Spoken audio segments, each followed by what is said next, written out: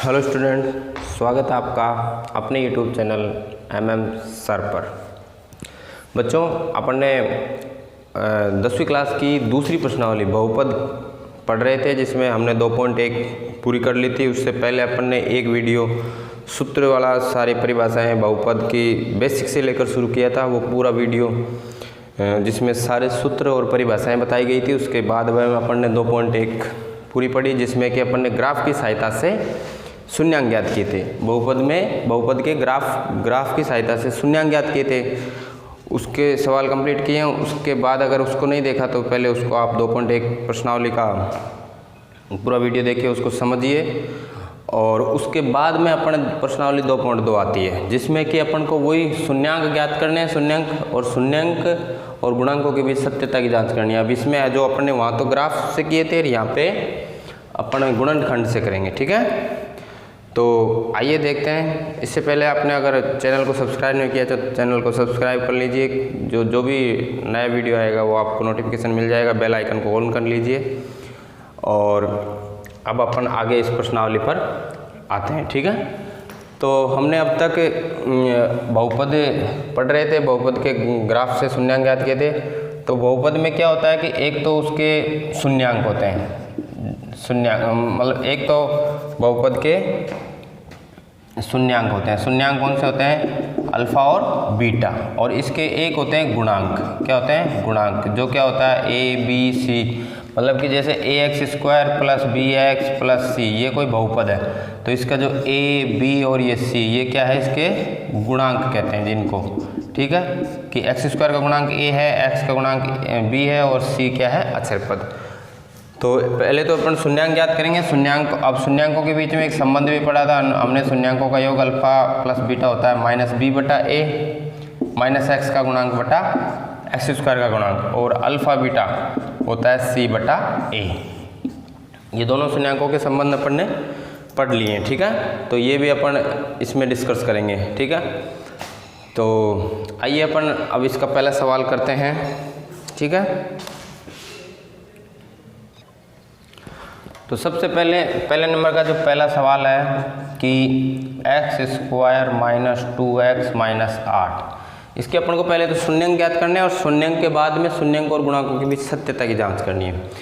तो इसको हल करने के लिए अपन क्या करेंगे? सबसे पहले माना ये x में बहुपद है, तो fx बराबर मान लेते हैं इसको। x² - 2x - 8, इसको fx के बराबर मान लिया हमने। ठीक है, उसके बाद अब अपन यह करेंगे कि शून्यांक ज्ञात करने के लिए क्या होता है? हमने पहले पढ़ा था कि शून्यांक मतलब कि वे x के वे मान जो इस बहुपद को शून्य कर दें, तो वही उसके शून्यांक होते हैं। तो शून्यांक ज्ञात करने के लिए क्या हो जाएगा?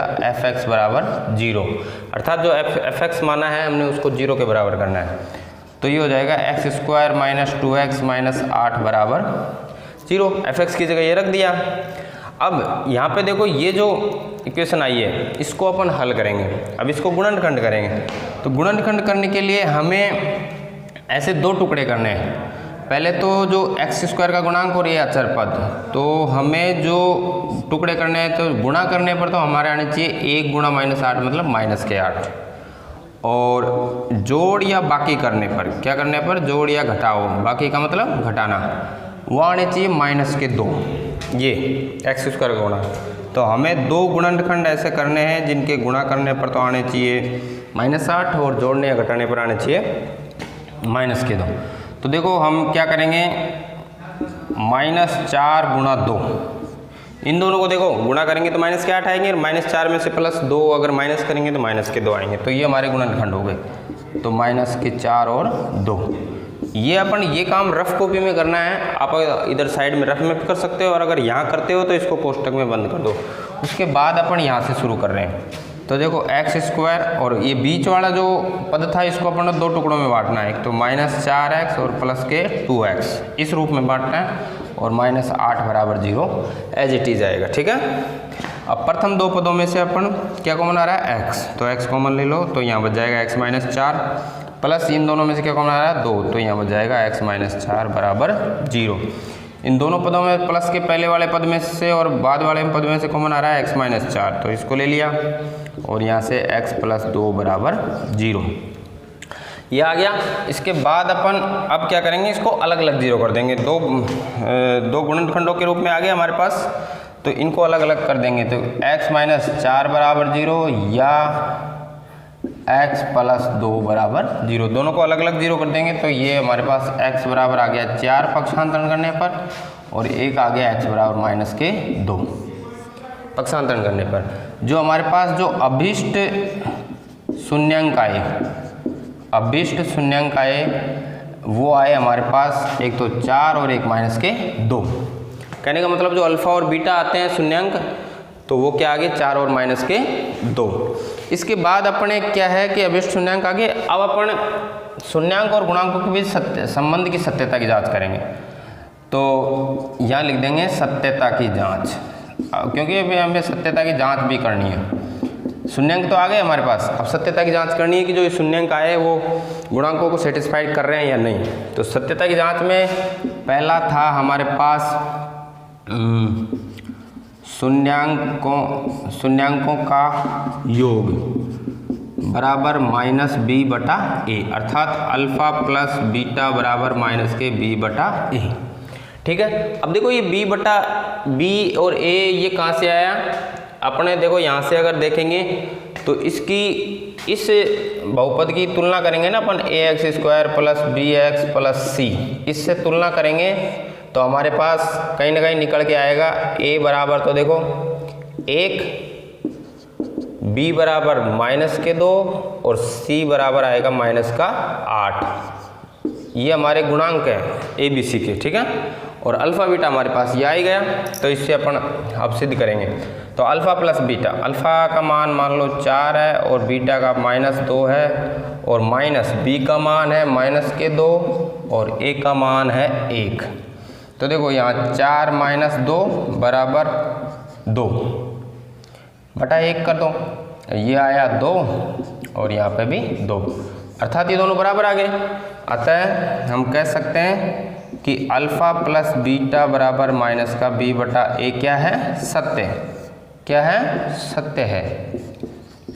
ठीक है, इसी प्रकार अपन इसका दूसरा ज्ञात करेंगे, इसको मैं इधर कर रहा हूँ।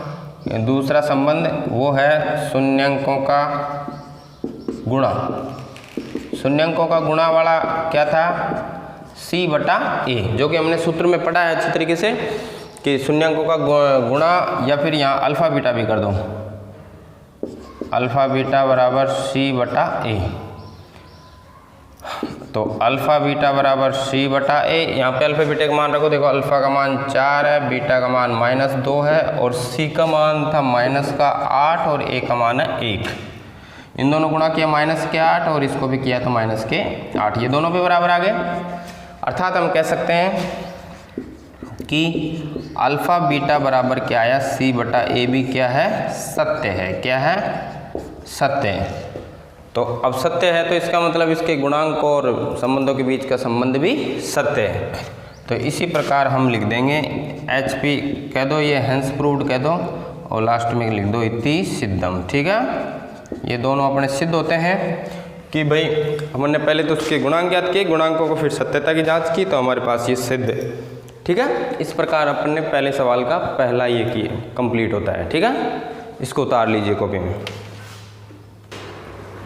हाँ बच्चों, तो पहले का अपन ने पहले सवाल हो गया, अब दूसरा देखते हैं। तो दूसरा सवाल है हमारे पास 4s स्क्वायर माइनस 4s और प्लस का 1। ठीक है, तो वही सबसे पहले इसको मान लेंगे कि माना, अब ये s में है तो अपन fs मान लेते हैं इसको। fs हो जाएगा 4s square minus 4s plus का 1।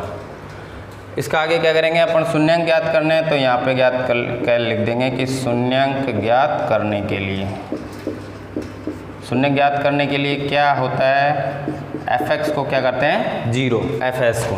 तो यहाँ लिख देंगे, क्योंकि ये जो बहुपद है वो s में है, तो अपन क्या लिखेंगे, fs। तो ये हो जाएगा 0 हो जाएगा। इसका मतलब इसका मान 0 कर दो, तो ये हो जाएगा 4s square minus 4s plus 1 बराबर 0। इसके बाद अब क्या करेंगे, इसका वही गुणनखंड करेंगे। तो गुणनखंड करने के लिए अपने क्या आना चाहिए, गुणा करने पर तो आना चाहिए हमें 4 गुणा 1। 4 गुणा 1 क्या हो जाएगा 4। उसके बाद में जोड़ने या घटाने पर क्या आना चाहिए, या बाकी करने पर क्या आना चाहिए हमारे पास, जो s का गुणांक है माइनस के 4। तो हमारे पास 2 ऐसे गुणनखंड सोचो जिनका जोड़ने पर तो आए 4 और घटाने पर या जोड़ने पर आए माइनस के, गुणा करने पर आए 4 और जोड़ या बाकी करने पर माइनस के 4। तो ये देखो 2 और -2, इनको गुणा करेंगे तो प्लस के 4 हो जाएंगे और इन दोनों को जोड़ेंगे तो माइनस के 4। तो हमारे पास जो 2 गुणनखंड है 2 और माइनस के 2। ठीक है, ये रफ का काम है, इसके लिए अलग से इसको कोष्टक में बंद कर देते हैं। अब अपन यहाँ से शुरू करते हैं। तो ये हो गया 4s²। बीच वाले टुकड़े को, बीच वाला जो पद है इसको 2 रूपों में तोड़ना है ऐसे, 2s माइनस के 2s प्लस 1 बराबर 0। ठीक है, पहले वाले 2 पदों में से क्या कॉमन आ रहा है 2s, तो क्या बचेगा s माइनस 1। ठीक है, s माइनस 1, सॉरी 2s, 2 ही कॉमन लिया ना तो 2s माइनस 1 बचेगा भाई। 4 में से 2 कॉमन आएगा 2 और एक s माइनस के 1। यहाँ से -1 कॉमन आ जाएगा तो यहाँ पे बच गया 2s माइनस का 1 बराबर 0। दोनों में से क्या कॉमन आ जाएगा 2s माइनस 1 और यहाँ क्या बचा 2s माइनस का 1 बराबर 0। दोनों को अलग अलग 0 कर दो। तो अलग अलग 0 करते हैं तो क्या आ जाएगा, अलग अलग 0 करने से आ जाएगा हमारे पास एक तो 2s माइनस 1 बराबर 0, या लिख दो दोनों पदों को अलग अलग 0 करना है तो वही 2s माइनस 1 बराबर 0। पक्षांतरण करेंगे 2s बराबर हो जाएगा 1, तो s बराबर क्या आ जाएगा 1/2। इसी प्रकार यहाँ पे भी 2s बराबर 1, तो s बराबर क्या आ जाएगा 1/2। तो हमारे पास जो अभिष्ट शून्यांक आएंगे वो क्या आ जाएंगे, अभिष्ट शून्यांक आ जाएंगे हमारे पास 1/2 और 1/2। दोनों आगे। अब हमारे पास अभिष्ट शून्यांक आ गए। अब हमें एक आंसर तो हमारे पास ये आ गया, जो कि शून्यांक ज्ञात करना था वो शून्यांक ज्ञात हो गया। उसके बाद अपन क्या ज्ञात करेंगे, सत्यता की जांच। क्या करेंगे, सत्यता की जांच। तो सत्यता की जांच के लिए दो सूत्र हैं कि शून्यांकों का योग अल्फ़ा प्लस बीटा बराबर क्या है माइनस का b/a। ठीक है, अब इसमें देखो ए बी सी क्या है, अगर इसकी तुलना ax² plus bx plus c से करेंगे तो हमारे पास जो a का मान आ गया, a का मान आ गया 4, b का मान आ गया -4 और c का मान आ गया 1। ठीक है, तो ए बी सी के मान लिख दो। यहाँ अल्फ़ा प्लस बीटा क्या हो गया 1/2 प्लस 1/2 बराबर माइनस का b माइनस ऑफ -4/a क्या आ जाएगा 4, आधा उधर आधा जुड़ के 1 हो जाएगा, ये हो जाएगा 4/4, तो 1/1 बराबर 1। अर्थात हमारे पास अतः अल्फ़ा प्लस बीटा बराबर क्या हो गया माइनस का b/a सत्य है, ये क्या हो जाएगा सत्य है। ठीक है, सत्य है, HP हैंस प्रूव्ड कह सकते हैं इसको। उसके बाद जो दूसरा है, दूसरी जो कंडीशन है इसकी वो है alpha plus beta, alpha beta बराबर है c/a। तो अल्फ़ा प्लस बीटा बराबर c/a है, तो अल्फ़ा बीटा क्या है 1/2 और ये भी 1/2 और c का मान है हमारे पास 1 और a का मान है 4। तो ये हो जाएगा, दोनों गुणा में है तो आपस में गुणा हो जाएगा, तो 1/4 बराबर 1/4, ये भी बराबर आता है। तो अतः हम कह सकते हैं इसको कि जो अल्फ़ा बीटा है वो भी क्या आ जाएगा c/a। ये भी सत्य है, ये भी सत्य है, अर्थात हैंस प्रूव्ड। अतः हम लास्ट में कह सकते हैं कि दोनों कंडीशन हमारी सत्य आ गई, अतः ये दोनों सिद्ध होते हैं, तो इसको कह सकते हैं इति सिद्धम। ठीक है, तो इस तरह अपन दूसरे सवाल को भी वही सेम प्रक्रिया है, वही गुणनखंड करना है, गुणनखंड करके उसके शून्यंक ज्ञात करने हैं और शून्यंक ज्ञात करके उसके इन दोनों कंडीशन से अल्फा प्लस बीटा बराबर माइनस बी बटा ए और अल्फा प्लस बीटा बराबर सी बटा ए से अपन उसके सत्यता की जांच कर लेंगे। अगर ये दोनों कंडीशन सत्य आ गई तो हमारा सवाल पूरा हो जाता है। ठीक है, ओके, आगे बढ़िए। हाँ बच्चों, आगे पहले का तीसरा देखिए। तीसरा सवाल है हमारे पास कि 6x² माइनस 3 माइनस 7x। ठीक है, तो इसको ध्यान से देखेंगे तो देखो ये एक सीक्वेंस में नहीं रखा हुआ है, तो इसको सबसे पहले अपन सीक्वेंस में रख लेते हैं। सीक्वेंस में रख सकते हैं, आगे पीछे रख सकते हैं, बस ध्यान रखना है कि जो पद जिस जोड़ वाक्य के साथ है, मतलब जिस चिन्ह के साथ है उसी के साथ आना चाहिए। तो इसको मैं ऐसे भी लिख सकता हूँ, माना पहले तो fx बराबर मान लेते हैं कि ये 6x² माइनस 3 माइनस 7 है। दोबारा इसको fx अपन रीअरेंज करते हैं तो 6x² माइनस 7x माइनस 3। देखो 7 भी माइनस का, 3 माइनस का, अपनी चिन्ह अपने साथ है, बस इनको आगे पीछे किए। तो गणित में कर सकते हैं ऐसे, बस चिन्हों का ध्यान रखना है कि चिन्ह मतलब बदलने नहीं चाहिए। ठीक है, तो ये हो गया। तो ये तो हमारा एक हो गया। अब इसके अपन क्योंकि लास्ट में हमें पिछले 2 सवाल में देखा है कि ABC के मान भी पता होने चाहिए, तो अपन इसकी सबसे पहले तुलना कर लेते हैं इसकी कि समीकरण 1 की तुलना ax² plus bx plus c से करने पर, तो इससे क्या हो जाएगा कि हमारे पास जो लास्ट में ABC है ना वो मान हो जाएंगे। तो अतः हमारे पास a का मान आ जाएगा 6, b का मान आ जाएगा माइनस के 7 और c का मान आ जाएगा माइनस के 3। क्योंकि हमें ABC के मान लास्ट में सत्यता की जांच के लिए चाहिए, तो हमें ABC के मान भी निकालने हैं। तो अपन अभी इसकी तुलना कर लेते हैं। अब वापस समीकरण 1 से, समीकरण 1 से शून्यंक ज्ञात करने के लिए, शून्यंक ज्ञात करने के लिए क्या आएगा हमारे पास, fx बराबर क्या मानना पड़ेगा हमें, 0। क्योंकि fx का मान 0 होगा तभी शून्यंक ज्ञात होंगे। तो fx का मान 0 होगा तो ये हो जाएगा हमारे पास 6x² माइनस 7x माइनस 3 बराबर 0। ठीक है, इसके वही गुणनखंड करने हैं। गुणनखंड करने पर तो गुणा करने पर तो क्या आनी चाहिए हमें, 2। देखो पहले और लास्ट वाली इन दोनों संख्याओं को गुणा कर देंगे, 6 गुणा 3 माइनस के 18। तो गुणा करने पर आना चाहिए 18, जोड़ या बाकी करने पर आना चाहिए हमारे पास बीच वाला पद माइनस के 7। तो हमारे पास जो गुणनखंड हो जाएंगे, जो खंड हो जाएंगे, ठीक है। तो देखो ऐसे 2 संख्याएं सोचो जिनका गुणा करने पर 18 और जोड़िए तो ये आ जाएगी हमारे माइनस के 9 और प्लस के 2। माइनस के 18 हो गए, माइनस के 7 हो गए। ये काम रफ का है तो इसको कोष्टक बंद कर दो। उसके बाद अपन आगे बढ़ते हैं।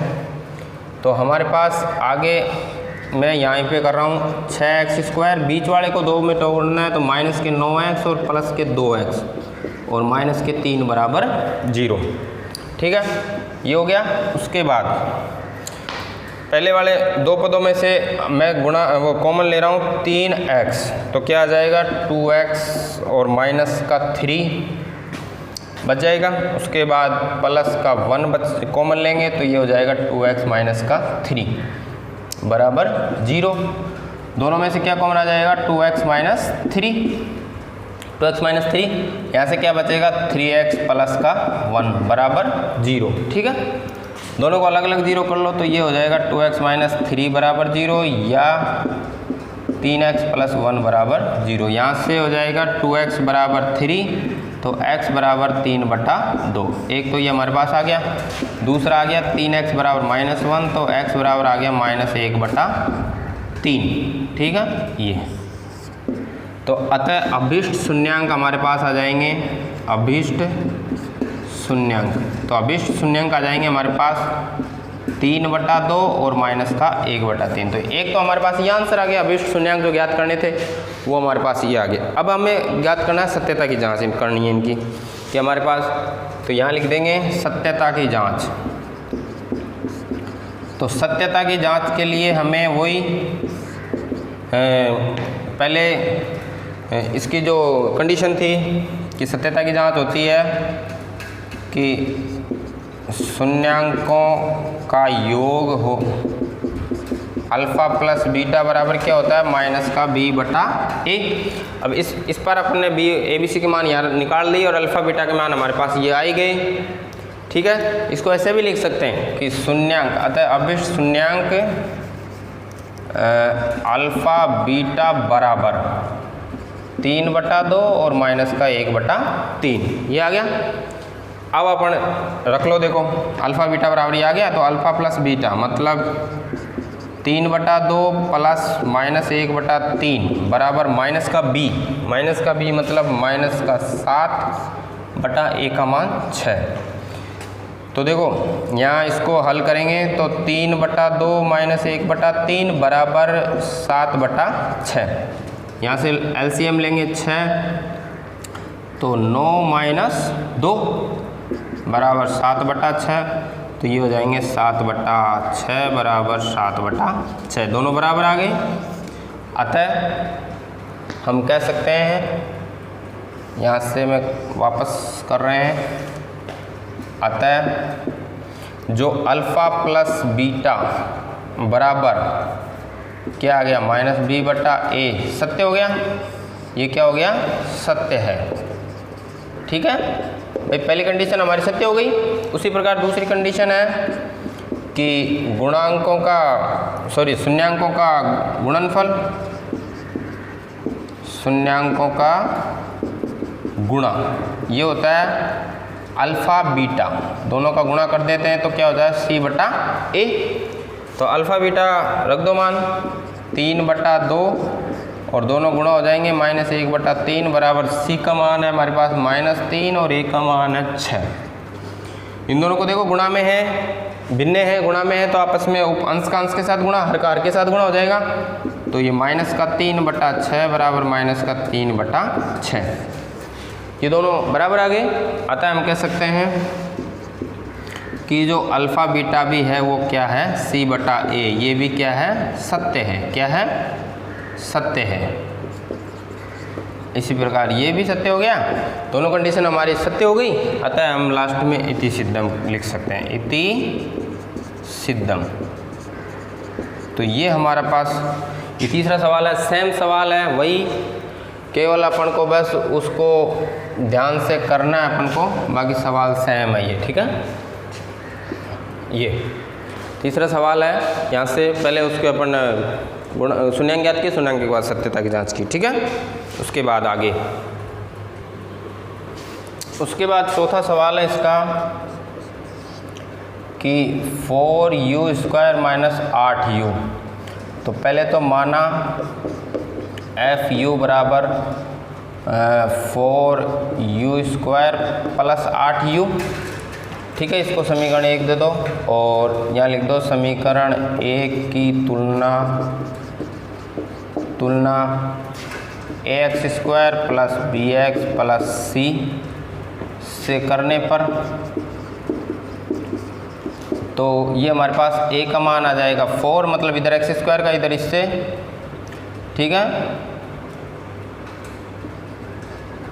और b का मान आ जाएगा 8 और c का मान आ जाएगा 0। ये हमारे पास a b c का मान आ गया। अब यहाँ लिख देंगे कि समीकरण 1 में 1 से शून्यांक ज्ञात करने, तो 1 से शून्यांक ज्ञात करने के लिए क्या हो जाएगा हमारे पास, fu बराबर 0 होना चाहिए। भाई शून्यांक ज्ञात करने के लिए 0 करना पड़ेगा। तो हमारे पास ये हो गया 4u² प्लस 8u बराबर 0। अब देखो यहाँ पे वो द्विघात समीकरण पूरा नहीं है, द्विघात बहुपद पूरा नहीं है, तो अपन क्या करेंगे, इसके टुकड़े तो कर नहीं सकते, तो अपन यहीं से कॉमन ले लेंगे। तो कॉमन क्या आ जाएगा, 4u, तो यहाँ से बच जाएगा u प्लस 2 बराबर 0। तो अपन यहाँ कर देंगे, एक तो 4u बराबर 0 आ गया और एक u प्लस 2 बराबर 0 आ गया। दोनों को अलग अलग पदों को गुणा, तो यहाँ से u बराबर आ जाएगा 0/4, तो 0 में 4 का भाग देंगे तो क्या आ जाएगा, u का मान 4, और यहाँ से u बराबर आ जाएगा माइनस का 2। ठीक है, दोनों आ गए हमारे पास। तो अतः अभीष्ट शून्यांक आ गए हमारे पास। अतः अभीष्ट शून्यांक अल्फ़ा बीटा क्या आ गया हमारे पास, 0 और माइनस के 2। देखो इससे इस अल्फ़ा बीटा में 0 को अल्फ़ा मान सकते हैं, इसको बीटा मान सकते हैं, या इसको बीटा मान सकते हैं, इसको अल्फ़ा मान सकते हैं, दोनों को मान सकते हैं कोई भी। इसमें कोई इतनी हार्ड एंड फास्ट नहीं है कि ये अल्फ़ा ही है या बीटा ही है, ठीक है। तो इसमें अपन मान सकते हैं। तो एक तो हमारे पास ये आंसर आ गया। उसके बाद अपन सत्यता की जाँच करेंगे। तो सत्यता की जाँच, तो सत्यता की जाँच के लिए वही first condition alpha plus beta बराबर माइनस का b बटा a होता है। तो 0 प्लस के -2 बराबर -b, मतलब माइनस के 8 और बटा 4। तो ये आ गया माइनस के 2 बराबर, ये भी 2 बार कट गया तो ये भी माइनस का 2, तो ये बराबर आ गया। अतः हम कह सकते हैं कि अल्फ़ा प्लस बीटा बराबर माइनस का b बटा a क्या है, सत्य है। एक कंडीशन यह आ गई, इसको हेंस प्रूव कर दो। और दूसरी कंडीशन है कि अल्फ़ा बीटा बराबर क्या है, c बटा a। तो अल्फ़ा बीटा बराबर मतलब 0 और माइनस के 2 को गुणा करेंगे और 0 का c का मान 0 और a का मान 4, इसको गुणा किया 0 और इसको भी 0, तो ये 0 बराबर 0 आ गया। अतः अल्फ़ा बीटा का मान भी क्या आ गया, c बटा a भी क्या है, सत्य है, ठीक है। और इसको भी कह सकते हैं हम हेंस प्रूव्ड, और लास्ट में अपन इति सिद्धम लिख सकते हैं। दोनों पहले अलग अलग सिद्ध हो गए और लास्ट में हम पूरे सवाल के लिए इति सिद्धम लिख सकते हैं, ठीक है। तो इस प्रकार अपने ये चौथा सवाल कंप्लीट होता है। उसके बाद अगला सवाल है अपना पांचवा सवाल, जिसमें कि ये कह रहा है t² - 15। तो सबसे पहले माना ft बराबर हो जाएगा t² - 15। समीकरण 1 दे दो, इसमें यहाँ लिख दो कि समीकरण 1 की तुलना समीकरण 1 की तुलना ax² plus bx plus c से करने पर, तो इससे क्या हो जाएगा, हमारे पास a b c का मान आ जाएंगे। तो a का मान हो जाएगा 1, b का मान है 0 और c का मान है माइनस के 15। देखो यहाँ x² मतलब t² का गुणांक 1 है तो 1 आ जाएगा, b x का गुणांक है ही नहीं तो 0 आ जाएगा, और c अचर पद है माइनस के 15। तो हमारे पास a b c के मान आ गए। अब यहाँ लिख देंगे कि समीकरण 1 में शून्यांक ज्ञात करने के लिए, शून्यांक ज्ञात करने के लिए क्या हो जाएगा, शून्यांक ज्ञात करने के लिए ft बराबर क्या मानना पड़ेगा, ft बराबर क्या करना पड़ेगा अपन को, 0। तो ft बराबर 0 करेंगे, इसका मतलब t² - 15 बराबर 0 होगा, ठीक है। इसको इधर पक्षांतरण कर दो, तो यहाँ पे लिख भी दो। पक्षांतरण करने पर क्या करेंगे, पक्षांतरण करने पर तो ये हो जाएगा हमारे पास t² बराबर 15।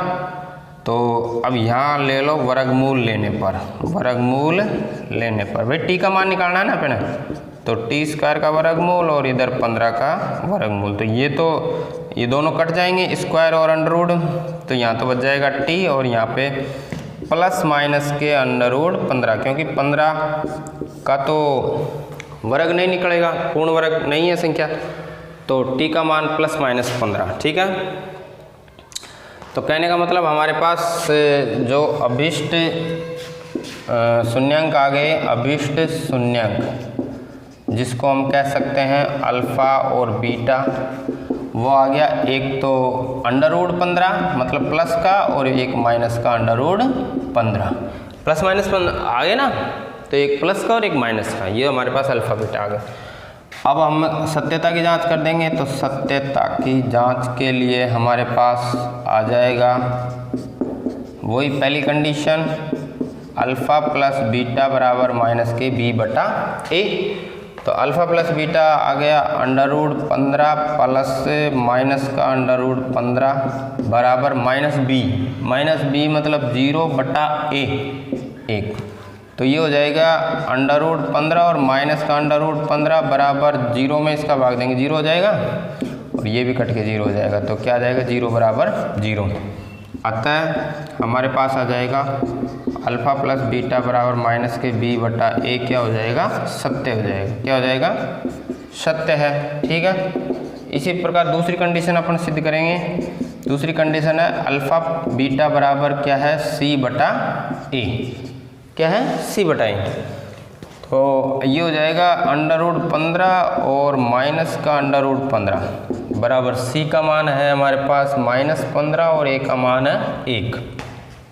अब देखो दोनों गुणा में है, इधर प्लस है माइनस है, प्लस गुणा माइनस हो जाएगा माइनस और √15 और √15 हो जाएगा 15 और माइनस के 15 में भाग देंगे तो ये भी कितना हो जाएगा -15। तो ये भी दोनों बराबर आ गए, -15 बराबर -15।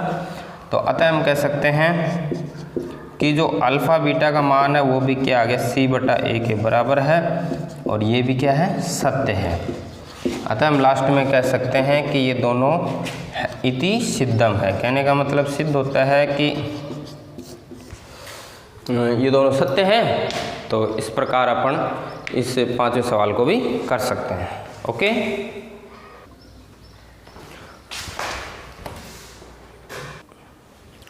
हाँ बच्चों, उसके बाद है अगला सवाल है इसका छठा सवाल, जिसको अपन कह सकते हैं छठा सवाल है 3x² - x - 4। तो सबसे पहले इसको मानेंगे, माना fx बराबर क्या हो जाएगा 3x² - x - 4। इसको एक समीकरण दे दो और यहाँ लिख दो कि समीकरण एक की तुलना किससे करने पर ax² + bx + c से करने पर, ठीक है, करने पर। तो करने पर क्या हो जाएगा हमारे पास a का मान आ जाएगा 3, b का मान आ जाएगा -1 और c का मान आ जाएगा -4। देखो यहाँ से x² का गुणांक इधर a बराबर 3 है तो ये 3 हो जाएगा a का मान, b का मान -x है मतलब -1 है गुणांक इसका और c बराबर -4। तो ये a b c के मान इस प्रकार अपन निकालते हैं, ठीक है ना, इसको भी ध्यान से देखना है।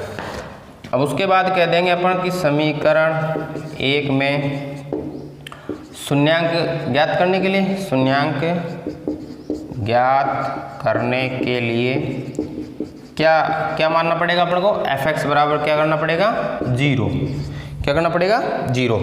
तो fx का मान 0 कर दो, इसका मतलब क्या हो जाएगा ये 3x² - x - 4 बराबर 0, इसको 0 की कर दिया।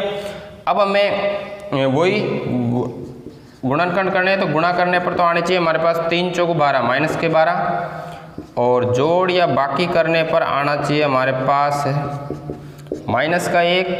तो हमारे पास जो खंड हो जाएंगे, गुणनखंड हो जाएंगे या खंड हो जाएंगे, वो हो जाएंगे -4 और +3, ठीक है। अब देखो इसमें अपन को दो ऐसे संख्याएं सोचनी है जिनका गुणा करने पर तो -12, तो 4 × 3 करेंगे 12 हो जाएंगे माइनस के, और -4 में से +3 अगर कम करेंगे तो ये -1 रह जाएगा, ठीक है। तो ये गुणनखंड में यही सबसे चीज़ इंपॉर्टेंट होती है। अगर ये चीज़ अपन को और ये ज़्यादा बड़ी कुछ नहीं है, ठीक है ना, थोड़ा सा आइडिया लगाते हैं, 10 15 20 सवाल ऐसे करते हैं तो अपन आसानी से कर सकते हैं, ठीक है ना। उसके बाद में बीच वाले पद को तोड़ दो इसी रूप में, तो 3x² माइनस का 4x और प्लस का 3x, इसको सेम टू सेम तोड़ना है।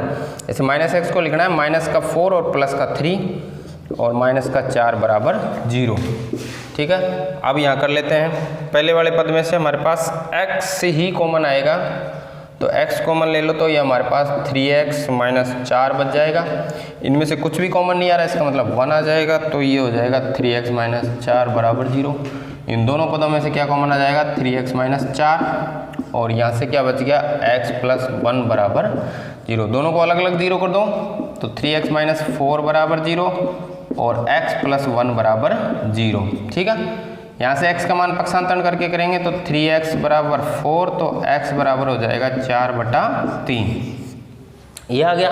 उसके बाद यहाँ से x बराबर -1 आ जाएगा और ये आ जाएगा हमारे पास x बराबर -1। अतः जो अभिष्ट गुणनखंड आ जाएंगे हमारे पास, अभिष्ट गुणनखंड वो क्या हो जाएंगे बताओ, अभिष्ट गुणनखंड अल्फा बीटा हो जाएगा हमारे पास 4/3 और -1, ये अल्फा बीटा के मान आ गए, ठीक है। अब अपन सत्यता की जांच कर लेते हैं। तो सत्यता की जांच के लिए क्या आ जाएगा, सत्यता की जांच, तो सत्यता की जांच के लिए पहली कंडीशन है हमारे पास अल्फा प्लस बीटा बराबर क्या आना चाहिए -b/a, ये आना चाहिए। तो करो अल्फा प्लस बीटा आ जाएगा हमारे पास 4/3 प्लस -1 बराबर -b मतलब -(-1) और a बराबर 3। इसको हल करो, एलसीएम लेके तो ये 4/3 और ये माइनस का 1 बराबर ये हो जाएगा 1/3, -1 गुणा -1 1 हो जाएगा। यहाँ से इसको एलसीएम लेकर हल करते हैं, 3 इसका एलसीएम आ जाएगा, इसके बटे में 1 लिख सकते हैं, तो ये हो जाएगा 4 - 3 बराबर 1/3। 4 में से 3 गए तो ये भी 1/3 बच गया और ये भी 1/3 बच गया, तो दोनों बराबर आ गए। इसका मतलब क्या हो गया? इसका मतलब अतः जो अल्फ़ा प्लस बीटा बराबर का माइनस का b/a है वो क्या हो गया? सत्य है। ये क्या हो जाएगा? सत्य है। ठीक है। इसी प्रकार दूसरी कंडीशन, इसको HP लिख सकते हैं अपन। दूसरी कंडीशन है हमारे पास अल्फ़ा बीटा, शून्यांकों का गुणन क्या होता है? c/a। ये भी हमें याद रखना है, ये दोनों चीज़ें हमें बार बार काम आएगी। अल्फ़ा प्लस बीटा बराबर -b/a, अल्फ़ा बीटा बराबर c/a। ठीक है।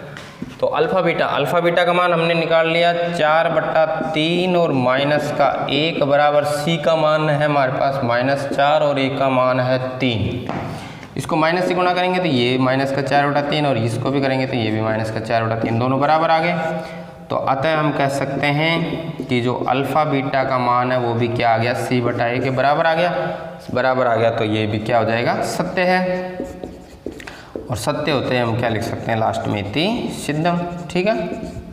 तो इस प्रकार अपने पहली प्रश्नावली के 6 सवाल पूरे होते हैं और बहुत ही सरल तरीके से आपको समझाने की कोशिश की है। उम्मीद है आपको बहुत अच्छे से समझ में आ जाएंगे और बार बार एक बार नहीं आ रहा तो दूसरी बार समझने की कोशिश करना, फिर उसके बाद में बिना देखे इसको हल करेंगे तो ये अपने आप सब सवाल समझ में आ जाएंगे। तो कोशिश बच्चों, जब तक सेल्फ करने की कोशिश नहीं करोगे, हो सकता है शुरुआत में तुम्हें सवाल नहीं आए, बहुत सारे गलत हों, लेकिन धीरे धीरे अगर आप निकालोगे, धीरे धीरे सवाल आना शुरू होंगे तो कॉन्फिडेंस अप हो जाएगा और कॉन्फिडेंस अप होते हैं हमें बिल्कुल बहुत आसानी से सवाल आने शुरू हो जाएंगे, लेकिन शुरुआत में अपन को मेहनत करनी पड़ेगी। ठीक है। तो अपने ये पहली प्रश्नावली के मतलब पहला सवाल पूरा होता है।